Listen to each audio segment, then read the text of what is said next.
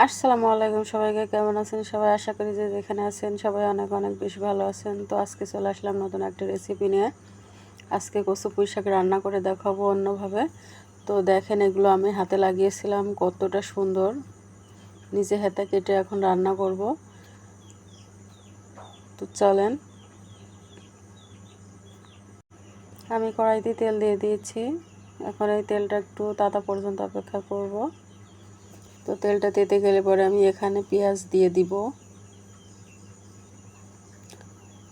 So আমার ভিডিওটি যারা দেখছেন, যদি ভিডিওটি ভালো লাগে তো একটা লাইক কমেন্ট শেয়ার করে দিয়েন বন্ধুদের কাছে, আর চ্যানেলটা সাবস্ক্রাইব করে দিয়েন।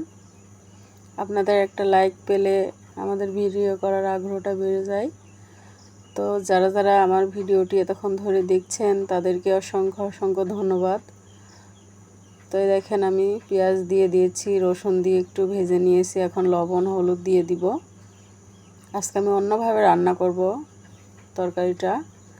তো আপনারা একবার হলেও বাসায় ট্রাই করে দেখবেন, অনেক অনেক বেশি ভালো লাগবে। তো এই তো একটু নেড়ে নিচ্ছি, একটু পানি দিয়ে দিব যাতে তেলটা পুড়ে না যায় পেঁয়াজগুলো।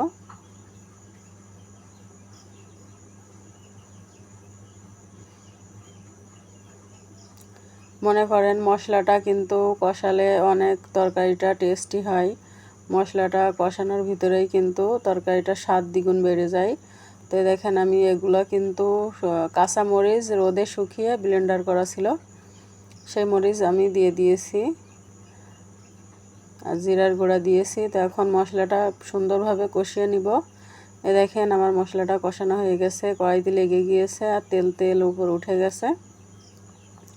তো এখন আমি পুঁই শাকগুলো ঢেলে দিব, সঙ্গে কচুগুলোও দিয়ে দিব, একসঙ্গে কষিয়ে রান্না করব আজকে। তো এইভাবে রান্না করে আমি খেয়ে ভয়েস দিয়ে তারপরে বলতেছি অনেক অনেক মজা হয়েছিল। তো আপনারা একবার হলেও ট্রাই করে দেখবেন।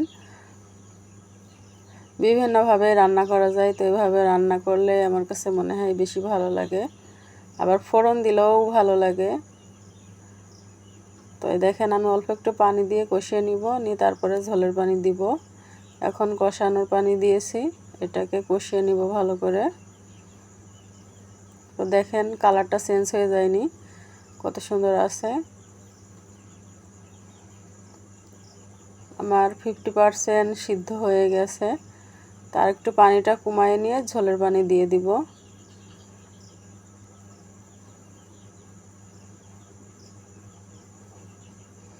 যদি ভিডিওটি ভালো লাগে একটা লাইক কমেন্ট করে দিয়েন প্লিজ প্লিজ, আপনাদের কাছে রিকোয়েস্ট। আসসালামু আলাইকুম সবাইকে।